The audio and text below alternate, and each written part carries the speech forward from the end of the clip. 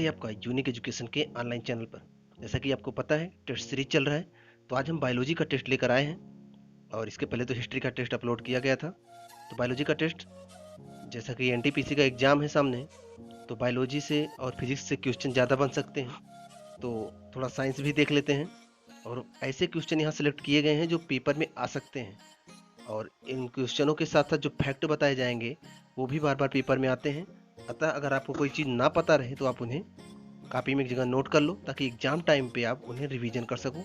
या तो आप वीडियो को ही हफ्ते 2 हफ्ते में 2-3 बार देख लोगे, तब भी क्लियर हो जाएगा, जैसे आपको सही पड़े। चलिए शुरू करते हैं। अगर आप चैनल पे नए हो, चैनल को सब्सक्राइब कर लीजिए। आपको नियम बता देते हैं। 10 क्वेश्चन में अगर आपके 8 से 10 के बीच में सही हो रहे हैं, समझ लीजिए आपकी बायोलॉजी की तैयारी बहुत अच्छी है। 6 से 8 के बीच में भी सही हो रहे हैं, तब भी आपकी तैयारी ठीक मानी जाएगी। 4 से 6 सही हो रहे हैं, तो आपको मेहनत करके 6 से 8 या फिर 8 से 10 के बीच में आना है, क्योंकि इससे कम अगर आप सही कर रहे हो तो समझ लो कि आपके पेपर में गलती होने के चांसेस बढ़ जाएंगे। चलिए पहला क्वेश्चन देखते हैं। पहला क्वेश्चन है, जीव विज्ञान अध्ययन करता है। जीव विज्ञान किसका अध्ययन करता है? केवल जीवित प्राणियों का, केवल जीवित वनस्पति का, जीवित एवं मृत जानवर दोनों का, जीवित एवं मृत वनस्पति दोनों का। सोचिए कौन सा ऑप्शन सही हो सकता है। चलिए हम आपको आंसर बताते हैं। यहाँ पर ऑप्शन ए सही है। जीव विज्ञान केवल जीवित प्राणियों का अध्ययन करता है। जीव मतलब जिनमें जीवन हो।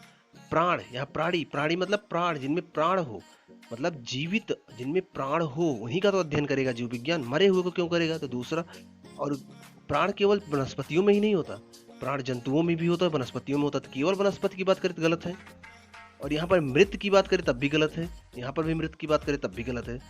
ये क्वेश्चन का आंसर इसी प्रश्न में ही छुपा है, ऑप्शन में छुपा है। अगर आप जरा सा भी ध्यान से क्वेश्चन हल करो तो आप सब के सब सही कर जाओगे। तो यहाँ पर ऑप्शन ए सही है। दरअसल जीव विज्ञान सभी जीवित प्राणियों का अध्ययन करता है। जीव विज्ञान का विभाजन विज्ञान की 2 शाखाओं में किया जाता है। एक जंतु विज्ञान, जिसे जूलॉजी कहते हैं, जो जंतुओं का अध्ययन करता है। एक वनस्पति विज्ञान, जिसे बॉटनी कहते हैं, और वनस्पतियों का अध्ययन करता है। इंपॉर्टेंट फैक्ट है, याद रखिएगा। यहाँ पर ऑप्शन ए सही है। चलते हैं नेक्स्ट क्वेश्चन पर। अगला क्वेश्चन है, रेटिना पर जो चित्र बनता है वह वस्तु के बराबर और उल्टा होता है, वस्तु से छोटा और सीधा होता है, वस्तु से छोटा और उल्टा होता है, वस्तु के बराबर और सीधा होता है। सोचिए कैसा होता है। चलिए हम आपको आंसर बताते हैं। यहाँ पर ऑप्शन सी सही है। दरअसल रेटिना पर जो चित्र बनता है वह वस्तु से छोटा होता है और उल्टा होता है। एक चीज ध्यान से देखिए आप, जैसे मान लीजिए ये आंख है, यहाँ पर ये उभरी हुई परत है, ये एक मिनट, ये आंख है मान लो, और यहाँ पर ये ऐसे उभरी हुई परत है, मतलब ये जो उभरा हुआ भाग है यही से तो ये जहाँ पर पुतली होती है। अब क्या करेगा, यहाँ से जैसे मान लो ये चित्र है, इसका प्रतिबिंब दोनों यहाँ पर आएंगे और जाकर पीछे ये रेटिना यहाँ होता है, यहाँ जस्ट पीछे उल्टा चित्र बनाएंगे। जैसा चित्र यहाँ पर ये खड़ा है सीधा, इसको यहाँ पर उल्टा बनाएंगे और इससे छोटा बनाएंगे, और इसको हमारा दिमाग सीधा समझ लेता है। बस ये एक चीज ध्यान रखिएगा, चित्र उल्टा होता है, चित्र सीधा होता है, और जो रेटिना पे बनता है वो उल्टा बनता है, पहली बात। दूसरी बात, वस्तु जितना बड़ा होता है उससे छोटा चित्र बनता है। हमारा दिमाग उसे सीधा समझ लेता है खुद से, एक चीज। दूसरी चीज, हमारी आंखें जो होती हैं, हमारे चेहरे के अंदर, हमारा जो चेहरा, इसी में तो आंखें हैं। आंखें जो हैं किसी हड्डी से नहीं रुकी, मांसपेशियों के द्वारा फंसाई गई हैं। इसका मतलब क्या है, अगर बगल से कस के चेहरे को दबा दिया जाए तो ये जो आंखें हैं ये बाहर निकल सकती हैं, क्योंकि इन्हें हड्डियों से नहीं, इन्हें मांसपेशियों के द्वारा फंसाकर रोका गया है। और दोबारा अगर वापस कर दें तो सही जगह से अगर बैठा दें तो वापस बैठ भी सकती हैं। यहाँ पर ऑप्शन सी सही है, इंपॉर्टेंट है, याद रखिएगा। चलते हैं नेक्स्ट क्वेश्चन पर।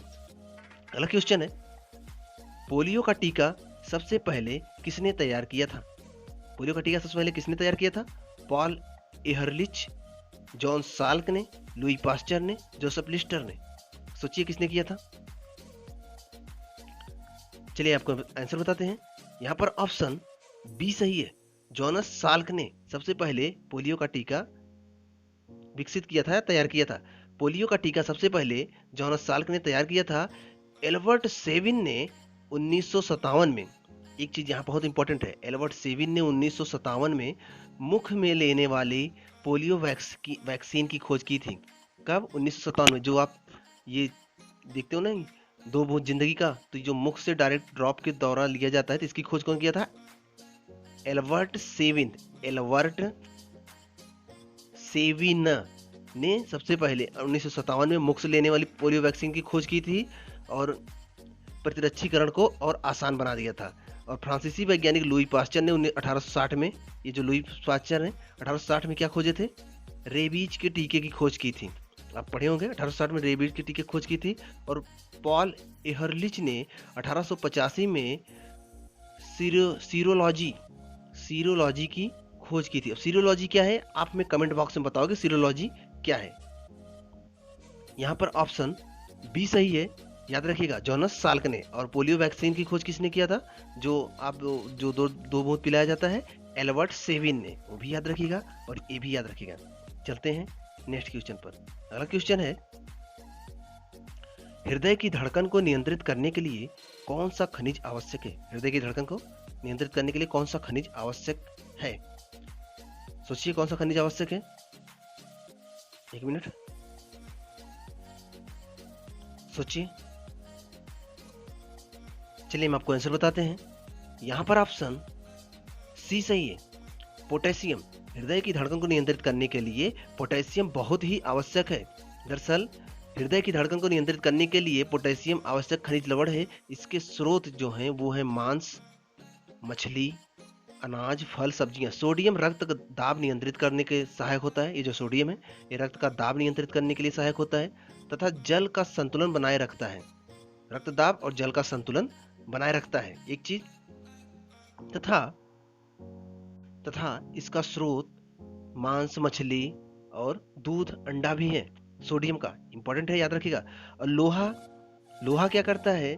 लोहा शरीर में हीमोग्लोबिन के निर्माण में सहायक होता है, जो क्या काम करते हैं? ऑक्सीजन को कोशिकाओं तक ले जाने का काम करते हैं। तो यहाँ पर जो हृदय की धड़कन को नियंत्रित का काम करता है वो कौन करता है? पोटेशियम करता है। इंपॉर्टेंट फैक्ट है, याद रखिएगा। चलते हैं नेक्स्ट क्वेश्चन पर। अगला क्वेश्चन है, मानव शरीर में विटामिन ए संचित कहाँ होता है? कहाँ रहता है? यकृत में, अमाशय में, तिल्ली में, तिल्ली मतलब प्लीहा, उदर में, उदर मतलब अमाशय, सॉरी उदर मतलब पेट। सोचिए। चलिए हम आपको आंसर बताते हैं। यहाँ पर जो ऑप्शन बी है और डी है दोनों एक ही नाम है, पेट को ही अमाशय भी कहते हैं। तो यहाँ पर जो आंसर है वो आंसर है ए। जो मानव शरीर में विटामिन ए संचित होता है वो यकृत में होता है। यकृत कहाँ होता है? हमारे शरीर में दाहिने तरफ एक टोपी की आकृति का ऐसा होता है। अगर ये फिगर आपको पिछली वीडियो में भी हम बताए थे, ऐसा होता है। और यहीं पर एक नाशपाती के आकार का होता है जिसमें पित्त रस इकट्ठा होता है। दरअसल मानव शरीर में विटामिन ए यकृत में इकट्ठा रहता है। वसा में विलेय यह विटामिन शरीर की वृद्धि में सहायक होता है तथा शरीर के ऊतकों को स्वस्थ बनाए रखता है। इसकी कमी से श्वास नली तथा पाचन नली की उपकलाएं रुग्ण हो जाती हैं तथा इसके अतिरिक्त रतौंधी, आंखों का शुष्क होना, कार्निया में श्वेत फुल्ली पड़ना, दृष्टि पटल का समाप्त होना इत्यादि रोग भी विटामिन ए की कमी से होता है।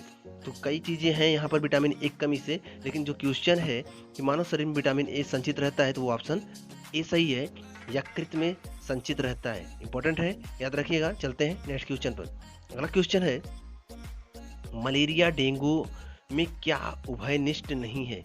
मलेरिया और डेंगू में क्या उभयनिष्ठ नहीं है?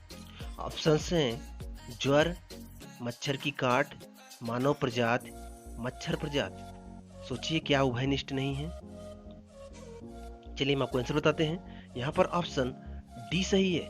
दरअसल मलेरिया और डेंगू दोनों में मच्छर की प्रजाति अलग अलग होती है। मलेरिया रोग मादा एनाफ्लीज के काटने से होता है, आप जानते होंगे, जबकि डेंगू एडीज प्रजाति के मादा मच्छरों के काटने से होता है। वो एडीज प्रजाति का है, वो एनाफ्लीज प्रजाति का है, दोनों अलग हैं। ऑप्शन डी सही है। बाकी ज्वर होता है दोनों को, मतलब शरीर गर्म हो जाता है, और वो काटने से होता है, ये भी सही है, और दोनों मानव को प्रभावित करते हैं, ये भी सही है। लेकिन ये तीनों उभयनिष्ठ है इन दोनों के लिए। लेकिन ये तीसरा जो चौथा जो है ऑप्शन डी, ये अलग है, क्योंकि दोनों के अलग अलग मच्छर हैं। तो ऑप्शन डी सही है। चलते हैं नेक्स्ट क्वेश्चन पर। अगला क्वेश्चन है ल्यूकीमिया। ल्यूकीमिया, ल्यूकेमिया रक्त कैंसर भी बोलते हैं। कह रहा है ल्यूकेमिया किसको प्रभावित करता है? मस्तिष्क को, लसिका ग्रंथि को, बोन मैरो को, रक्त कोशिकाओं को? सोचिए किसको प्रभावित करता है। चलिए हम आपको आंसर बताते हैं। यहाँ पर ऑप्शन सी सही है, बोन मैरो। दरअसल बोन मैरो में हमारे हड्डियों के अंदरूनी, हमारी हड्डियां जो खोखली होती हैं उनके अंदरूनी पार्ट में बोन मैरो मिलते हैं। ये क्या करते हैं? रक्त कोशिकाओं को बनाने का काम करते हैं, और ये ल्यूकीमिया जो है इन्हीं को प्रभावित कर देता है। और यहीं से रक्त में प्रॉब्लम, मतलब जो रक्त बनती हैं वो क्षतिग्रस्त रक्त बनती है, या फिर रक्त बनना बंद हो जाता है, या फिर रक्त पानी जैसा हो जाता है, और यहीं से एक कैंसर का रूप धारण कर लेता है। तो ये जो मुख्य रूप से प्रभावित करता है वहीं पे अटैक करता है जहाँ से खून बनता है। अतः ये ल्यूकीमिया जो है बोन मैरो को प्रभावित करता है। ऑप्शन सी सही है, इंपॉर्टेंट है, याद रखिएगा। चलते हैं नेक्स्ट क्वेश्चन पर। अगला क्वेश्चन है पारिस्थितिकी के जनक है। पारिस्थितिकी के जनक किसे कहा जाता है? एर्नेस्ट हैकल, चार्ल्स डार्विन, इवार्मिंग, जाल सेंटर? किसे कहा जाता है? सोचिए। चलिए हम आपको आंसर बताते हैं। यहाँ पर ऑप्शन ए सही है, एर्नेस्ट हैकल। दरअसल पारिस्थितिकी शब्द का सर्वप्रथम प्रयोग 1869 में एर्नेस्ट हैकल ने ही किया था। इंपॉर्टेंट फैक्ट है, याद रखिएगा। जीव मंडल में प्राणी जगत तथा वनस्पत जगत एक ओर भौतिक पर्यावरण में पारस्परिक क्रिया करते हैं, तो दूसरी ओर आपस में भी पारस्परिक क्रिया करते हैं। इस प्रकार जीवों में भौतिक पर्यावरण के साथ एवं आपदा में एक दूसरे के साथ पारस्परिक क्रिया के अध्ययन को ही पारिस्थितिकी कहते हैं, और इस शब्द का 1869 में प्रयोग किया था एर्नेस्ट हैकल ने। ऑप्शन ए सही है, इंपॉर्टेंट है, याद रखिएगा। चलते हैं नेक्स्ट क्वेश्चन पर। अगला क्वेश्चन है गोल कृमि से होने वाला रोग है। फाइलेरिया, फ्लोरोसिस, इंसेफेलाइटिस, कुष्ठ? सोचिए कौन सा रोग गोल कृमि से हो सकता है। चलिए हम आपको आंसर बताते हैं। यहाँ पर ऑप्शन ए सही है, गोल कृमि से होने वाला रोग क्या है? फाइलेरिया रोग गोल कृमि से होता है। आप यहाँ पर देखिए, फाइलेरिया परजीवी द्वारा होने वाला रोग है, जो धागा के समान दिखने वाले फाइलेरियोडी नामक निमेटेड के कारण होता है। प्रायः यह संक्रामक रोग जो है उष्णकटिबंधीय, मतलब गर्म प्रदेशों में होता है। फाइलेरिया के 8 प्रकार के नोमेटेड ज्ञात हैं, जो मानवों को अपना निशाना बनाते हैं, और आजकल इसे समाप्त करने के लिए टीकाकरण अभियान भी शुरू किया गया है। फाइलेरिया वुचेरिया ब्रैंकोफटाई नामक परजीवी के द्वारा होता है। ये नाम याद रखना बहुत इंपॉर्टेंट है। वुचेरिया ब्रैंकोफटाई परजीवी से होता है। इंपॉर्टेंट फैक्ट है, याद रखिएगा, ये नाम बहुत इंपॉर्टेंट है। तो यहाँ पर ऑप्शन ए सही था, इंपॉर्टेंट है, याद रखिएगा। एक चीज यहाँ बता दें, ये फाइलेरिया रोग ही बड़ा रूप ले लेकर, जो आप देखे होंगे पैर, कुछ लोगों के पैर ऐसे हो जाते हैं, ऐसे, मतलब कि जिसे हाथी पांव कहते हैं। एक फाइलेरिया रोग इसी का एक रूप भी ये भी है, हाथी पांव जो हो जाता है। तो इंपॉर्टेंट फैक्ट है, ऑप्शन यहाँ पर ऑप्शन ए सही था, याद रखिएगा। चलते हैं नेक्स्ट क्वेश्चन पर और लास्ट क्वेश्चन पर। अगला क्वेश्चन है थायमिन। थायमिन है क्या है? Vitamin C, vitamin बी2, vitamin B6, vitamin B1? क्या है ये? चलिए हम आपको आंसर बताते हैं। यहाँ पर ऑप्शन डी सही है। थायमिन विटामिन बी1 का रासायनिक नाम है, जिसके कारण बेरी बेरी नामक रोग हो जाता है। और विटामिन बी2 का रासायनिक नाम राइबोफ्लेविन है, इसकी कमी से होंठ फट जाते हैं। और विटामिन बी6 का रासायनिक नाम पायरिडॉक्सिन है, इसकी कमी से डर्मेटाइटिस हो जाता है, त्वचा रूखी हो जाती है। विटामिन सी का रासायनिक नाम एस्कॉर्बिक एसिड है, आप जानते होंगे, और जिसकी कमी से स्कर्वी नामक रोग हो जाता है। मसूड़ों में खून आने लगता है, मसूड़ों से दुर्गंध आने लगती है। तो यहाँ पर थायमिन का आंसर विटामिन डी है। यहाँ पर 10 क्वेश्चन कंप्लीट होते हैं। आशा करते हैं कि आपका टेस्ट अच्छा गया होगा और अच्छे से पढ़ते रहिए और जो आपका नंबर आए कमेंट बॉक्स में ज़रूर लिखा करें। मिलते हैं नेक्स्ट वीडियो में, तब तक आप पढ़ते रहिए।